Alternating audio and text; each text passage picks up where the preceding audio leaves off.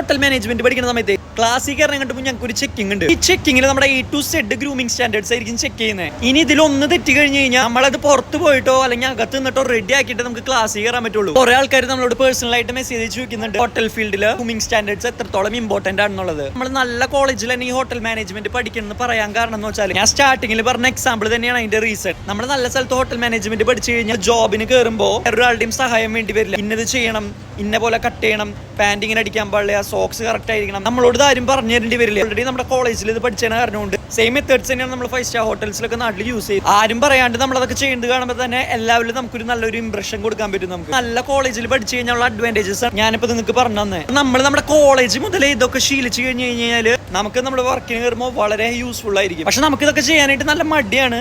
എനിക്ക് നല്ല മടിയൊക്കെ തന്നെയാണ്. പക്ഷെ നമ്മൾ ഈ ഫീൽഡിൽ വർക്ക് ചെയ്യുന്ന വെച്ചാൽ ഇതൊക്കെ ചെയ്തേ പറ്റൂ. അപ്പൊ ഗ്രൂമിംഗ് സ്റ്റാൻഡേർഡ്സ് ഹോട്ടൽ മാനേജ്മെന്റിൽ നല്ല ഇമ്പോർട്ടന്റ് ആണ്. അറിയാത്തവർക്കുണ്ടെങ്കിൽ ജസ്റ്റ് ഒന്ന് ഷെയർ ചെയ്ത് കൊടുത്തോ. അപ്പൊ സുല